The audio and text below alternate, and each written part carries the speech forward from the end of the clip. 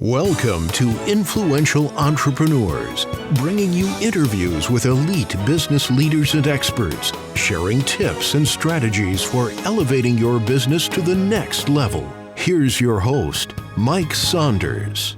Hello and welcome to this episode of Influential Entrepreneurs. This is Mike Saunders, the Authority Positioning Coach. Today we have with us Ashley Cline, who's a digital marketing consultant and vice president and co-founder of Ice Cream Social. Ashley, welcome to the program.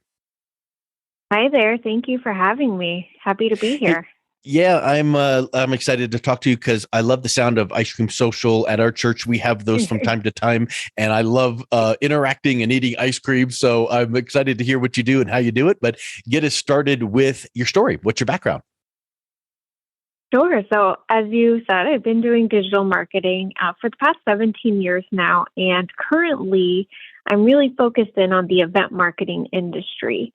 At Ice Cream Social, we are a social referral widget that can turn all your customers into influencers. We're backed by Comcast, NBC Universal Sports Tech, which invested in our company in 2022.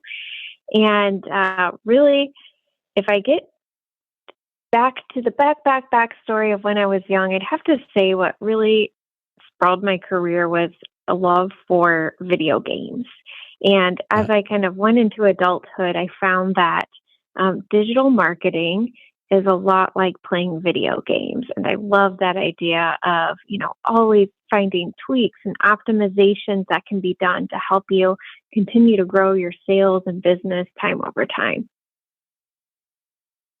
I love that. And it's like I can envision a book that you need to write. Everything I learned about marketing came from my obsession with video games. Yeah, came from Mario and Luigi. Well, I mean, maybe a little side note there. Maybe that's a little project you need to work on. But anyway, right? Talk a little bit about that. What is it about video games that ties into marketing? And then how can entrepreneurs take some of the low-hanging fruit lessons that you've learned and improve their business? Sure. So I'd have to say where I've kind of gathered that comparison to video games is growing up, my brother and I, we had one video game. So once you beat it, you beat it. And we had only that one game for many years. And in order to keep it fun and interesting, I had to create new challenges for myself. So I would say, okay, this time I'm going to see, how quickly I can beat the game. Or this time I'm going to see how many coins can I collect throughout this whole game. And, keep creating little optimizations and tweaks to just keep beating the game better and better every time. And when I first started my career, I started out in search engine optimization. And that became really fun to me to continuously make little tweaks and changes on websites and watch it, rise to the top of Google. And as I expanded my digital marketing career to include other activities such as, Facebook ads, email, SMS, I still look at it with that same filter every day. I'll look at a campaign and say, okay, what can we do this week to, increase our return on ad spend? Or what can we do to get higher open rates on our emails or click-through rates on our text messages? So having that kind of filter and keeping it fun like a game is really what drives my passion to keep doing marketing. I'm sure we could probably talk about an hour and a half on that one topic alone, but it makes me think about the concept of gamification.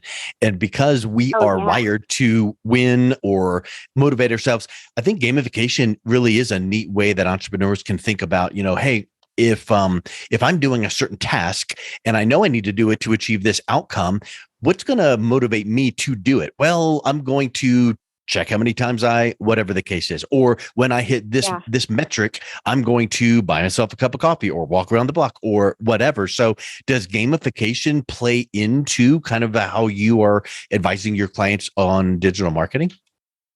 Okay. I just have to say for anyone listening, we did not plan this. The whole gamification thing is actually, I was going to bring that up later. That's really what where Ice Cream Social was born is not where it thrives, is that gamification. It's, traditional social referral tools will say, hey, send your friend $10 and you'll get $10 back to keep shopping.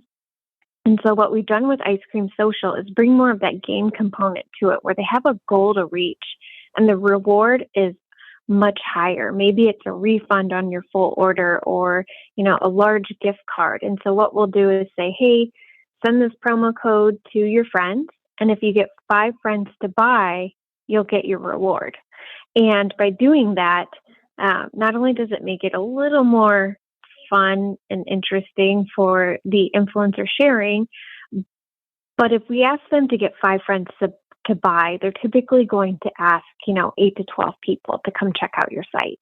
And so that in itself just kind of creates a little game out of it. Yeah, and also we could probably quickly dial in a psychologist and get them on the interview right now and go, true or false?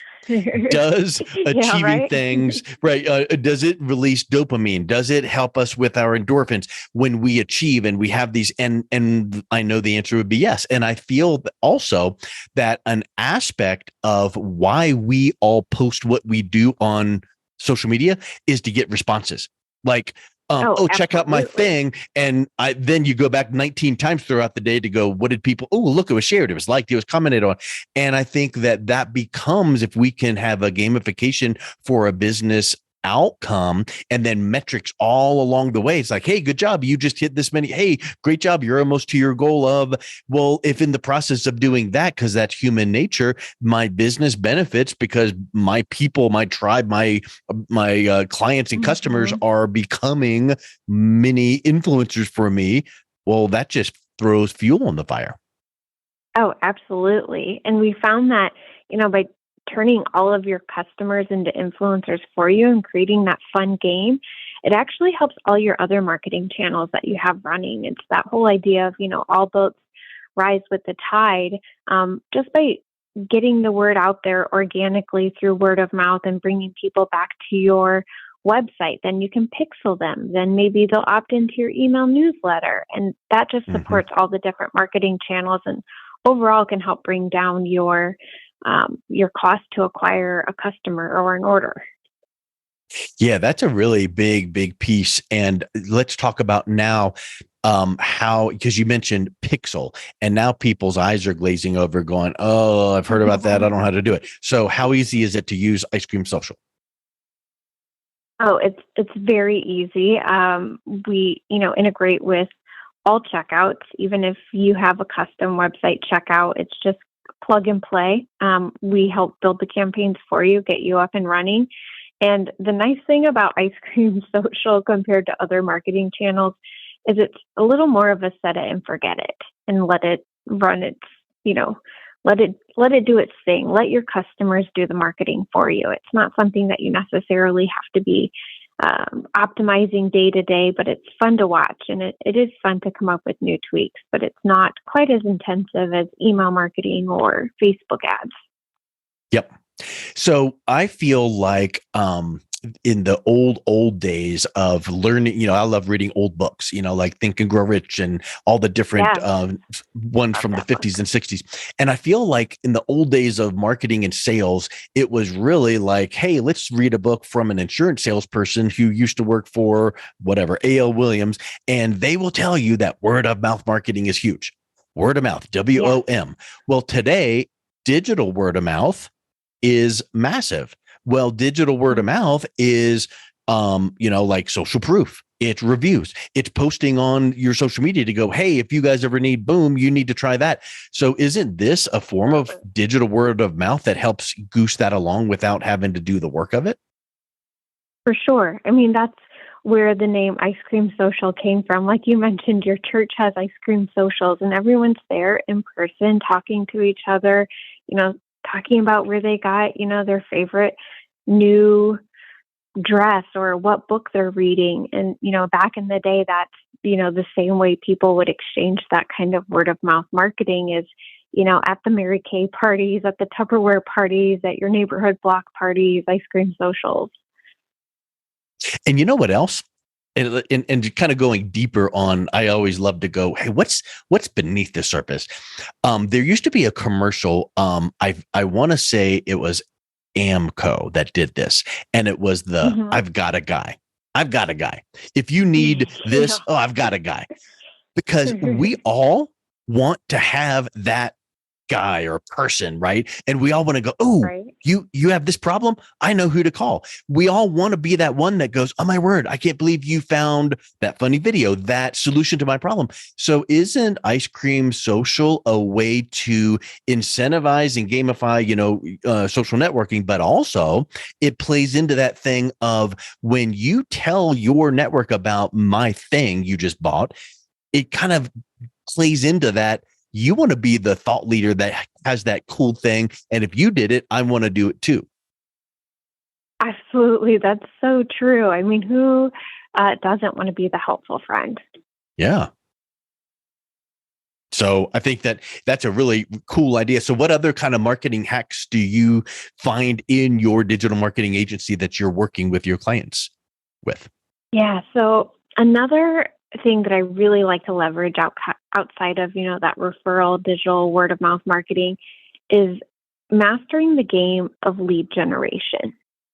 And so I guess I'll share what I mean by that by just kind of giving a real life example that I do every day. So as I mentioned before, I focus a lot in the event marketing industry, but you could really take this tactic and apply it to any industry, any product, any service. But what we do is before an event goes on sale is we'll spend about 3 or 4 weeks running Facebook ads saying, hey, we're coming to your city. Get excited. This is the day we go on sale at this time. Do not forget to click through, sign up, and we will send you an email. We'll send you a text message, making sure you do not miss the second we go on sale. And by doing that, we're creating this real fear of missing out. And once they sign up through that lead gen form, we're sending them, a series of automated emails, again, getting them excited about this opening day and time and what they can look forward to and what's in it for them if they purchase during this time period. They also get text messages, and then they get retargeting ads saying, hey, you're on the list. Don't forget, make sure you've added this to your calendar. So we do that for about 3 or 4 weeks. And then as the second we go on sale, we make sure there's, emails, text messages, on sale ads, everything that goes out. In that first hour, we just have explosive sales. And that really helps us ease off a little bit during the rest of the sales cycle because anyone who's on sale day to day, things can get stagnant. Yes, we prime the pump. And there's a lot of benefits to that because anyone who, didn't buy on opening night, we can continue to market to them. So we've got a list to carry us through the sales cycle. But also, if anyone has run Facebook ads lately, it can take a while to get out of what they call learning mode, where you have to have enough conversions for Facebook to truly optimize your ads to have the best performance. And by having explosive sales in the first hour, that helps you get out of that learning mode very quickly and make sure that your ads are optimized and ready to go for the rest of your sales cycle. And while events are very timely, you can still create an event online out of anything or any kind of sale or promotion, really. Yeah, like being that digital hype man, save the date, here it's coming. And you do find yourself, I'll get emails like that. And I'm like, okay, I know who. Now, see, here's the deal.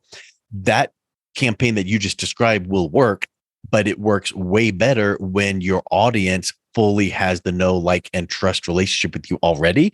So that means before you launch this, you better be giving great value to your prospects and your network and teaching and educating and not just blitzing them with other salesy kind of a thing. So this works best when you're doing what you should be doing anyway, just teaching.